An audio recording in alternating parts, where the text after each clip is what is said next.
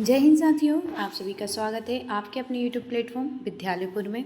बाल विकास की महा मैराथन क्लास रिवीजन आपका स्टार्ट हो गया है।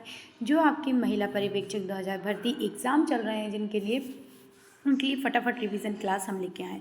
सुपर फास्ट रिवीजन चल रहा है, पार्ट सेकंड है। इससे पहले फर्स्ट नहीं देखा है उसे भी ज़रूर देख लीजिएगा।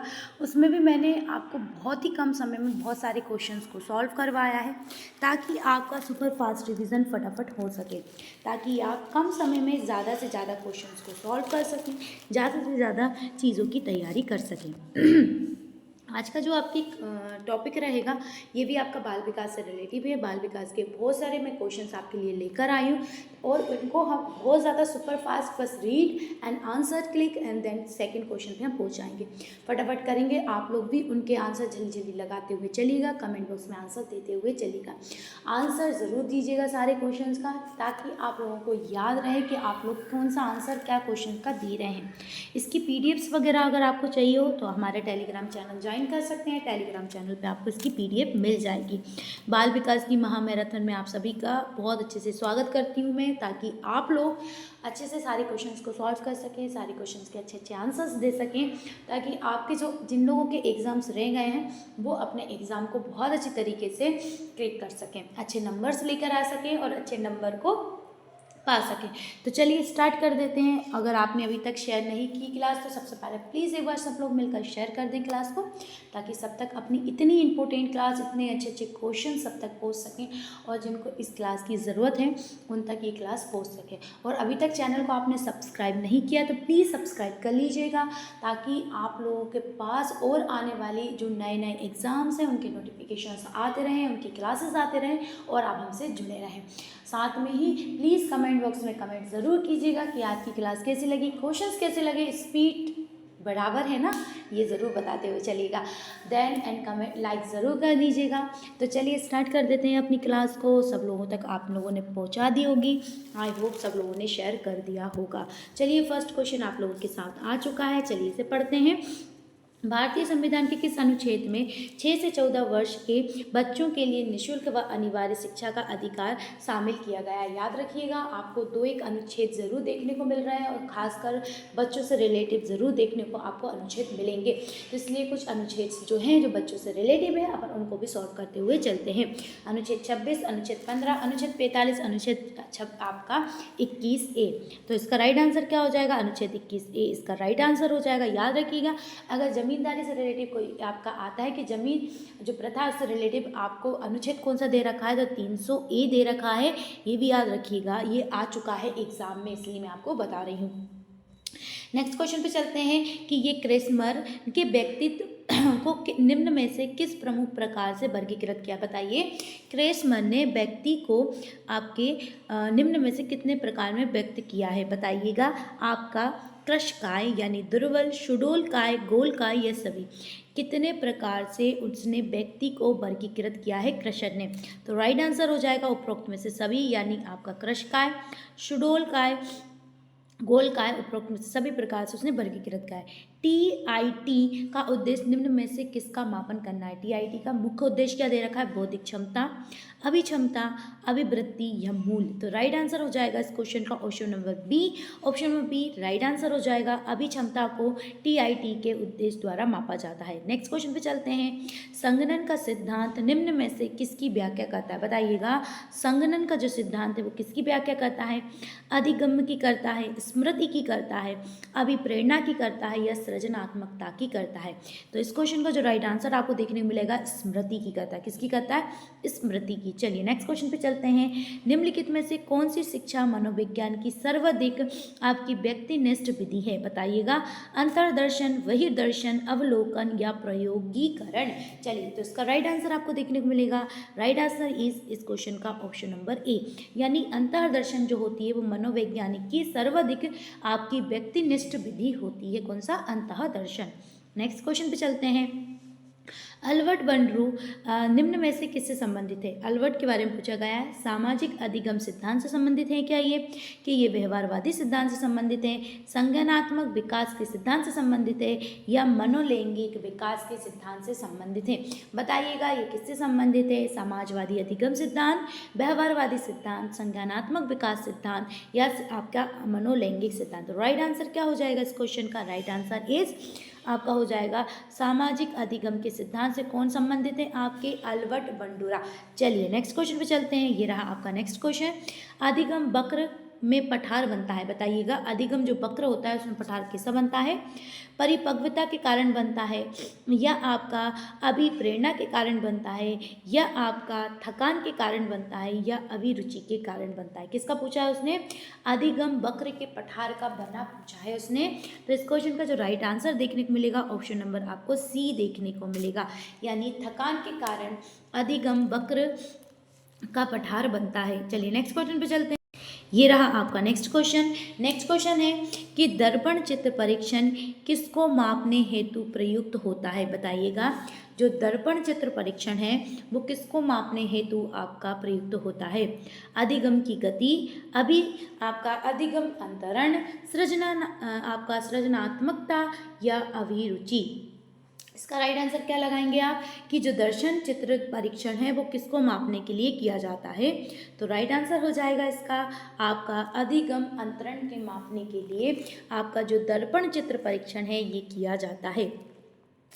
नेक्स्ट क्वेश्चन है कि क्लाउड पिक्चर टेस्ट निम्न में से किसको मापने के लिए प्रयुक्त किया जाता है? जो क्लाउड पिक्चर टेस्ट है वो किसको मापने के लिए किया जाता है? बुद्धि, या आपका व्यक्तित्व, अभिक्षमता, या अभिरुचि? किसका पूछा है उसने? क्लाउड पिक्चर टेस्ट का पूछा है। बुद्धि, अभिव्यक्ति, अभिक्षमता, अभिरुचि। तो राइट आंसर क्या हो जाएगा इसका? अभिव्यक्ति को मापने के लिए आपका क्लाउड पिक्चर टेस्ट किया जाता है। नेक्स्ट क्वेश्चन है निम्न में से कौन सा शेष भिन्न से अधिक अलग है? आपको बताना है। इनमें से 3 एक से हैं और एक अलग है। TIT, आपका 16PF रेनवे का परीक्षण, या आपका ड्रोन ए परीक्षण, मैन परीक्षण। तो राइट आंसर क्या हो जाएगा इस क्वेश्चन का? इस क्वेश्चन का राइट आंसर आपको ऑप्शन मिलेगा ऑप्शन नंबर सी, रेनवे का परीक्षण। क्या देखने को मिलेगा? रेनवे का परीक्षण। चलिए नेक्स्ट क्वेश्चन पे चलते हैं। सूझ का अंतःदृष्टि के सिद्धांत का प्रतिपादन किसने किया था? पूछा गया आपके सूझ का अंतःदृष्टि जो सिद्धांत का प्रतिपादन किसके द्वारा किया गया था? थर्नडाइक के द्वारा किया गया था, या आपका गेस्टाल्टवादी मनोवैज्ञानिक ने किया था, हेगार्टी ने किया था, या आपका स्किनर ने किया था? सूझ का सिद्धांत पूछा है, थर्नडाइक ने किया था, गेस्टाल्टवादी मनोवैज्ञानिक ने किया था, हेगार्टी ने किया था, स्किनर किया था। राइट आंसर इसका आपको देखने को मिलेगा ऑप्शन नंबर बी, गेस्टाल्टवादी जो मनोवैज्ञानिक हैं उनके द्वारा किया गया था। ये रहा आपका नेक्स्ट क्वेश्चन कि मैड्यूगल के अनुसार प्रत्येक मूल प्रवृत्ति के संबंध होते हैं। किसके अनुसार? मैड्यूगल के अनुसार पूछा है आपका। संज्ञान, या आपका संवेग, संवेदना, या चिंतन? बताइएगा इसका आंसर क्या होगा? मैड्यूगल के अनुसार मूल प्रवृत्ति पूछा है संबंध, संज्ञान, संवेग, आपका संवेदना, या चिंतन? राइट आंसर क्या देखने को मिलेगा आपका? ऑप्शन नंबर बी, संवेग। क्या देखने को मिलेगा?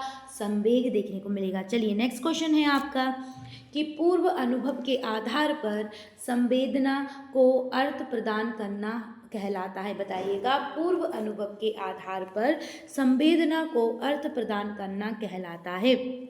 संवेदना, प्रत्यक्ष ज्ञान, अभिप्रेरणा, या कल्पना? बताइएगा। संवेदना, प्रत्यक्ष ज्ञान, अभिप्रेरणा, या आपका कल्पना? बताइएगा। पूर्व अनुभव के आधार पर संवेदना को आपका अर्थ प्रदान करना क्या कहलाता है? तो राइट आंसर हो जाएगा इस क्वेश्चन का आपका प्रत्यक्ष ज्ञान कहलाएगा। चलिए नेक्स्ट क्वेश्चन पे चलते हैं। 5 वर्ष के मोहन की आपकी मानसिक आयु 8 वर्ष है, तो उसकी बुद्धि लब्धि कितनी होगी? मोहन कितने वर्ष के हैं? 5 वर्ष के हैं, और उसकी मानसिक आयु कितनी दे रखी है? आपकी 8 वर्ष दे रखी है। तो उसकी बुद्धि लब्धि 150, 160, 140, या आपकी 135 होगी। वास्तविक आयु बते आपकी मानसिक आयु मल्टीप्लाई 100, ये इसका सूत्र हो जाएगा। राइट आंसर हो जाएगा आपका option number B. Next question है आपका, कौन सा बुद्धि लब्धि स्तर आपका मंद बुद्धि वाले बच्चों का प्रशिक्षण योग बुद्धि लब्धि स्तर कहलाता है? बताइएगा। क्या बोला उसने? 70 से 70 से 79, 50 से 69, 36 से 49 या आपका 35 से भी निम्न, मतलब उससे भी कम। क्या पूछा है उसने कि कौन सी बुद्धि लब्धि स्तर मंद बुद्धि वाले बच्चों का प्रशिक्षण योग बुद्धि लब्धि स्तर कहलाता है? राइट आंसर हो जाएगा ऑप्शन नंबर बी, यानी 35 से भी कम। चलिए नेक्स्ट क्वेश्चन पे चलते हैं। नेक्स्ट क्वेश्चन है आपका, रॉकर्स इंक ब्लॉक टेस्ट होता है वो निम्न में से किसके मापने के लिए किया जाता है? बताइएगा कि आपका रोसर्क इंक ब्लॉक टेस्ट जो होगा वो किसके लिए किया जाएगा? व्यक्तित्व, बुद्धि, अभिरुचि या अभिक्षमता, किसके लिए किया जाता है ये आपको बताना है। इसका राइट आंसर आपको देखने को मिलेगा व्यक्तित्व के लिए किया जाता है। चलिए नेक्स्ट क्वेश्चन पे चलते हैं। ये रहा आपका नेक्स्ट क्वेश्चन, निम्न में से कौन सा विस्तृत आपका विस्मृति का कारण नहीं है? विस्मृति का कारण नहीं है बोला है उसने। सीखने में कमी, स्मरण करने की इच्छा, मानसिक आपकी द्वंद्वता, सीखने की दोषपूर्ण विधि। अब बताइएगा इसका आंसर कि निम्न में से विस्मृति का कारण नहीं पूछा है उसने। आपका सीखने में कमी, आपके स्मरण करने की क्षमता, मानसिक द्वंद्वता, सीखने की दोषपूर्ण विधि। तो राइट आंसर हो जाएगा ऑप्शन नंबर इसका बी, यानी स्मरण करने की इच्छा। क्या हो जाएगा?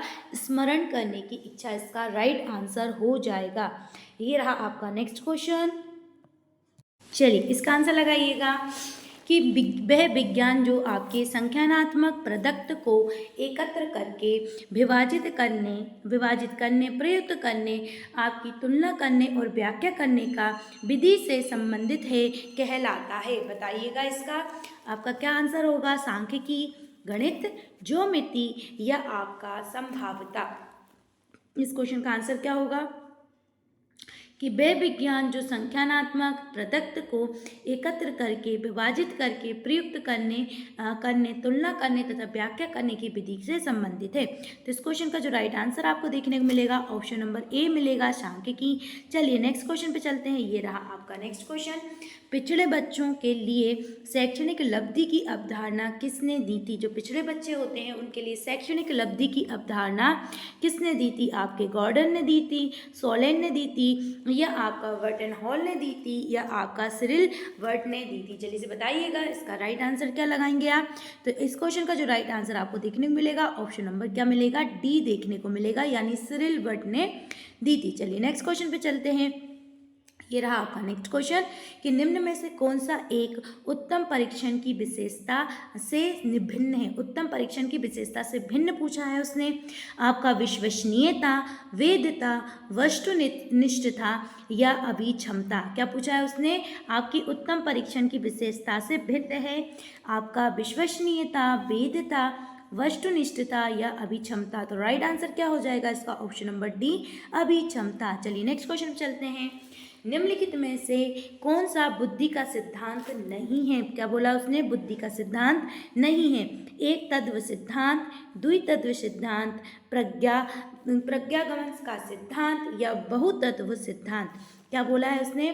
बुद्धि का सिद्धांत नहीं है आपका एक तत्व, द्वितत्व या प्रत्यागमन या आपका बहुतत्व। तो राइट आंसर क्या हो जाएगा? Right answer option number C हो जाएगा, प्रत्यागमन का सिद्धांत। नेक्स्ट क्वेश्चन है आपका, निम्नलिखित में से कौन सी एक अंतःस्रावी ग्रंथि नहीं है? अंतःस्रावी ग्रंथि नहीं है। एड्रिनल ग्रंथि, पीयूष ग्रंथि, लार ग्रंथि या आपका थायराइड ग्रंथि। बताइएगा इनमें से कौन एक आपकी अंतःस्रावी ग्रंथि नहीं है? आपकी एड्रिनल ग्रंथि, पीयूष ग्रंथि, लार ग्रंथि। तो राइट आंसर क्या हो जाएगा इस क्वेश्चन का? ऑप्शन नंबर सी, लार ग्रंथि। लार ग्रंथि कैसी है? आपकी अंतःस्रावी ग्रंथि नहीं है। चलिए नेक्स्ट क्वेश्चन पे चलते हैं। पियाजे के अनुसार संज्ञानात्मक विकास की द्वितीय अवस्था है। संज्ञानात्मक विकास की उसने द्वितीय अवस्था बोली है आपसे। ज्ञानेंद्रिय अवस्था, आपकी औपचारिक संक्रिया की अवस्था, पूर्व संक्रिया की अवस्था या आपकी मूर्त संक्रिया की अवस्था। क्या बोला है उसने? संज्ञानात्मक विकास की द्वितीय अवस्था है। ज्ञान अवस्था, आपका ज्ञानेंद्रिय अवस्था, औपचारिक संक्रियात्मक अवस्था, पूर्व संक्रियात्मक अवस्था या मूर्त संक्रियात्मक अवस्था। राइट आंसर हो जाएगा इस क्वेश्चन का ऑप्शन नंबर सी, यानी पूर्व संक्रियात्मक अवस्था। नेक्स्ट क्वेश्चन है आपका, शारीरिक विकास को प्रभावित करने वाले कारक कौन सा है? वंशानुक्रम, वातावरण, खेल तथा व्यायाम या ये सभी? बताइएगा। तो इस क्वेश्चन का राइट आंसर हो जाएगा ये सभी आपके शारीरिक विकास को प्रभावित करते हैं, चाहे वो वंशानुक्रम हो, वातावरण हो या खेल या व्यायाम हो। चलिए नेक्स्ट क्वेश्चन पे चलते हैं। बुद्धि लब्धि की गणना का सही सूत्र बताइएगा कि मानसिक आयु बटे आपकी वास्तविक आयु, आपका वास्तविक आयु बटे मानसिक आयु, वास्तविक आयु बटे मानसिक आयु माइनस का आपका 100, ये मल्टीप्लाई 100। बताइएगा इसका राइट आंसर क्या होगा? Right answer option number A हो जाएगा, मल्टीप्लाई 100। चलिए नेक्स्ट क्वेश्चन पे चलते हैं कि बताइएगा चिंतनशील सोच की चर्चा इनमें से किसने की है? बताइए। चिंतनशील सोच की चर्चा पूछी है, डेवी ने की है, रोश ने की है, वुडवर्थ ने की है या आपका ड्रेवर ने की है? क्या बोला उसने? चिंतनशील सोच की परिकल्पना पूछा है। राइट आंसर क्या हो जाएगा? ऑप्शन नंबर ए हो जाएगा, यानी डेवी ने की है। किसने की है? आपका डेवी ने की है। चलिए नेक्स्ट क्वेश्चन पे चलते हैं। नेक्स्ट क्वेश्चन है आपका कि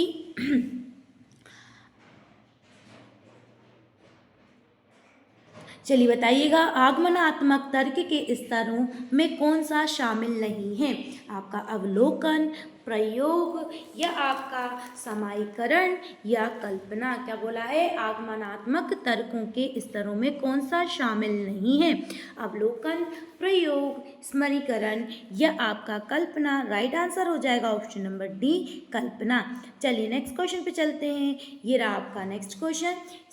आपकी सीखी गई बात को धारण करने और पुनः स्मरण करने में असफलता होना कहलाता है। अगर आपने कोई बात को सीखा है तो उसे याद करने में और पुनः धारण करने में अगर आपको असफलता हो रही है तो उसे क्या कहेंगे? विस्मरण कहेंगे, स्मरण करेंगे, धारण कहेंगे या चिंतन कहेंगे? तो राइट आंसर क्या हो जाएगा इसका? ऑप्शन नंबर ए, विस्मरण कहेंगे। अगर आपको कोई सीखी हुई बात को पुनः स्मरण करने में और धारण करने में अक्षमता हो रही है तो उसे विस्मरण कहेंगे। नेक्स्ट क्वेश्चन ये आ जाएगा आपका, मूल प्रवृत्ति की एक प्रमुख विशेषता है जो पाई जाती है। क्या बोला उसने? मूल प्रवृत्ति की एक प्रमुख विशेषता है जो पाई जाती है। केवल मनुष्यों में, केवल बिल्ली तथा चूहों में, सभी प्राणी तथा यह जन्मजात व आपका प्राकृतिक होती है, केवल कलाकारों में। तो इस क्वेश्चन का राइट आंसर क्या हो जाएगा? इस क्वेश्चन का right answer option number C हो जाएगा। सभी प्राणियों में आपकी ये विशेषता आपको देखने को मिलती है। नेक्स्ट क्वेश्चन है कि ब्रेल लिपि का प्रयोग निम्न में से किन के लिए किया जाता है? जो ब्रेल लिपि है इसका प्रयोग निम्न में से किसके लिए किया जाता है? बताइएगा। शारीरिक निःशक्त लोगों के लिए, दृष्टिबाधित लोगों के लिए, आपके वाचन बाधित लोगों के लिए या इनमें से कोई नहीं? ब्रेल लिपि पूछी है आपकी शारीरिक निःशक्त, दृष्टिबाधित, वाचाल बाधित या आपका इनमें से कोई नहीं? तो राइट आंसर क्या हो जाएगा? दृष्टिबाधित लोगों के लिए हम ब्रेल लिपि का प्रयोग करते हैं। चलिए नेक्स्ट क्वेश्चन पे चलते हैं। नेक्स्ट क्वेश्चन ये रहा कि बुद्धि एवं आपके वंशानुक्रम का प्रभाव होता है। बताइए, बुद्धि एवं वंशानुक्रम का प्रभाव कहाँ पे होता है? आपके गेसाल, गॉल्टन, टर्मन या डॉक्टर माथुर ने इसका बारे में बताया है। किसने कहा है कि बुद्धि पर वंशानुक्रम का प्रभाव होता है? गेसेल, गॉल्टन, टर्मन या आपका डॉक्टर माथुर? राइट आंसर क्या हो जाएगा? टर्मन। चलिए नेक्स्ट क्वेश्चन पे चलते हैं। ये रहा आपका नेक्स्ट क्वेश्चन कि मनुष्य का व्यवहार मुख्यतः किससे आपका प्रेरित होता है? बताइएगा। मनुष्य का जो व्यवहार होता है वो किससे प्रेरित होता है? कौशल से, अभिक्षमता से, अभिवृत्ति से या आपका बुद्धि से? किससे होता है? बताइएगा कि मनुष्य का व्यवहार किससे प्रेरित होता है? कौशल से, अभिक्षमता से, बुद्धि से या आपका अभिवृत्ति से। राइट आंसर हो जाएगा ऑप्शन नंबर डी, बुद्धि से। चलिए नेक्स्ट क्वेश्चन पे चलते हैं। व्यक्ति से आपका संवाद करने की प्रक्रिया क्या कहलाती है? किसी व्यक्ति से संवाद करने की प्रक्रिया क्या कहलाती है? संप्रेषण, आपका ग्रहता, प्रदाता, संचारकर्ता। क्या कहलाता है ये बताइएगा। व्यक्ति से संवाद करने की प्रक्रिया पूछिए। संप्रेषण, ग्रहता, प्रदाता, संचारकर्ता। तो राइट आंसर हो जाएगा ऑप्शन नंबर ए, संप्रेषण। चलिए नेक्स्ट क्वेश्चन पे चलते हैं। शिक्षा मनोविज्ञान का अध्ययन अध्यापक को इसलिए करना चाहिए। शिक्षा मनोविज्ञान का आपका अध्ययन आपके अध्यापक को क्यों करना चाहिए? इससे शिक्षक को आपका आत्मसंतुष्टि होती है, इससे वे दूसरों को प्रभावित कर सकता है, इससे वे अपनी परीक्षा में प्रथम आ सकता है, इससे वे अपने शिक्षण को अधिक प्रभावशाली बना सकता है। तो क्या हो जाएगा इस क्वेश्चन का राइट आंसर? इस क्वेश्चन का राइट आंसर हो जाएगा ऑप्शन नंबर डी। इससे वे अपनी जो शिक्षण पद्धति है उसको और अधिक प्रभावशाली बना सकता है। नेक्स्ट क्वेश्चन देखते हैं। एक बालक की वास्तविक आयु 12 वर्ष तथा मानसिक आयु 15 वर्ष है, तो उसकी बुद्धि लब्धि कितनी होगी? एक बालक है जिसकी मानसिक आयु कितनी आ रही है आपकी 12, वास्तविक आयु कितनी आ रही है 12 और मानसिक आयु कितनी आ रही है 15, तो उसकी बुद्धि लब्धि कितनी होगी? 125, 120, 180 या 100। तो राइट आंसर क्या हो जाएगा इस क्वेश्चन का? Option number A, 125। चलिए नेक्स्ट क्वेश्चन पे चलते हैं। ये रहा आपका नेक्स्ट क्वेश्चन। पाठ्यक्रम होना चाहिए छात्र केंद्रित, विद्यालय केंद्रित, शिक्षक केंद्रित या इनमें से कोई नहीं। आपका जो पाठ्यक्रम होता है वो कैसा होना चाहिए? आपका बाल केंद्रित, शिक्षक केंद्रित या विद्यालय केंद्रित। तो राइट आंसर हो जाएगा आपका छात्र केंद्रित पाठ्यक्रम होना चाहिए। चलिए नेक्स्ट क्वेश्चन है। प्राथमिक शिक्षा में मदद करता है, बताइए प्राथमिक शिक्षा में क्या मदद करता है? बच्चे का सामाजिकरण, बच्चे का लोकतांत्रिकरण, पाठ्यक्रम की समझ या इनमें से सभी। तो आपके प्राथमिक शिक्षा में मदद क्या करेगा? राइट आंसर ऑप्शन नंबर आपका बी हो जाएगा, बच्चे का लोकतांत्रिकरण। चलिए नेक्स्ट क्वेश्चन है आपका। छात्रों को प्रेरित करने की सही विधि है, बताइए। अगर कोई छात्र है उसको हमें किसी सब्जेक्ट या किसी विषय के प्रति प्रेरित करना है तो दंड देकर, फटकारना, प्रशंसा करना या आपकी मारपीट करना। बताइए इसका राइट आंसर क्या हो जाएगा? प्रशंसा करना हो जाएगा। चलिए नेक्स्ट क्वेश्चन पे चलते हैं। शिशु के प्रति सहानुभूति एवं प्यार दुलार से किस संवेग की उत्पत्ति होती? एक छोटा सा शिशु है, उसके प्रति आप प्यार दुलार कर रहे हैं, तो कौन से संवेग की उत्पत्ति होगी? क्या क्रोध, भय, अनुराग या आपकी आक्रामकता? बताइएगा। आप छोटे से शिशु के प्रति क्या प्रेम जता रहे हैं? क्या आपको क्रोध आएगा, क्या आपको भय लगेगा, क्या अनुराग आएगा या आपका अनुक्रमकता आएगी? तो राइट आंसर हो जाएगा अनुराग। चलिए हमारे 40 क्वेश्चन कंप्लीट होते हैं। इससे पहले हम आगे के और क्वेश्चन करते हैं, तो फटाफट एक बार शेयर कर दीजिए क्लास को, ताकि सब तक हमारी क्लास पहुंच सके। देखिए हमने बहुत कम समय में 40 क्वेश्चंस को सॉल्व कर लिया। अब हमारे थोड़े से क्वेश्चन और बचे हैं, हम उन्हें सॉल्व कर लेते हैं। उससे पहले प्लीज़ एक बार क्लास को शेयर कर दें, और अभी तक चैनल को सब्सक्राइब नहीं किया तो प्लीज़ चैनल सब्सक्राइब कर लीजिएगा। नेक्स्ट क्वेश्चन है आपका। सामान्यता आपका सामान्य बुद्धि बालक प्रायः किस अवस्था में बोलता है, सीखता है? जो बोलना किस अवस्था में सीखता है? आपका 11 माह, 16 माह, 34 माह या 51 माह? तो राइट आंसर हो जाएगा आपका ऑप्शन नंबर सी, 34 माह में बच्चा बोलना सीख जाता है।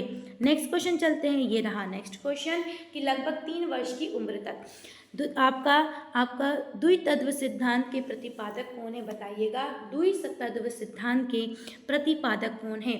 स्पीयरमैन, आपका जेम्स ट्रेवर, हॉल्स बेल्स। बताइए कौन है?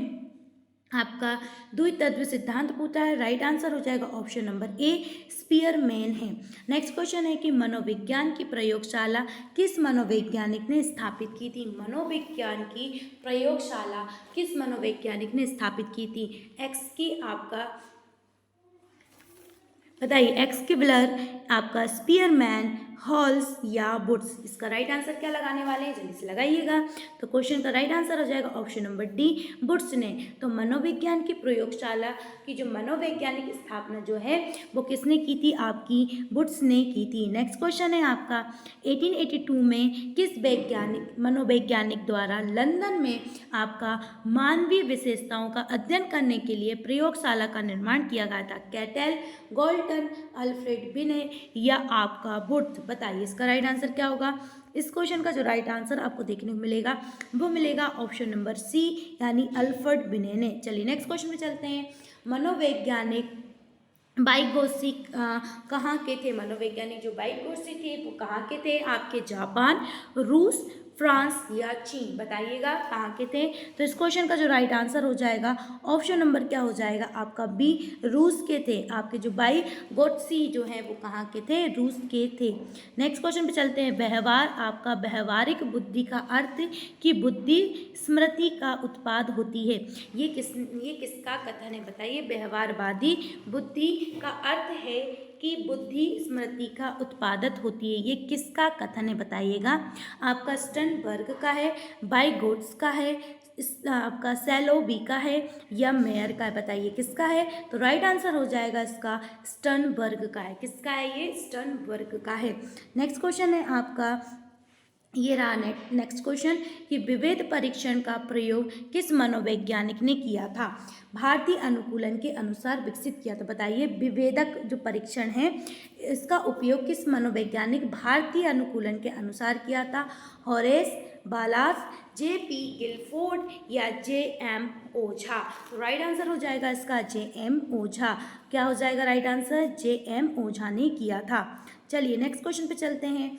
किस अभिक्षमता को AST के नाम से जाना जाता है। बताइए किस अभिक्षमता को आपका AST के नाम से जाना जाता है। विभेदक अभिक्षमता, सामान्य अभिक्षमता, अभिक्षमता सर्वेक्षण परीक्षण या आपका व्यावसायिक अभिक्षमता।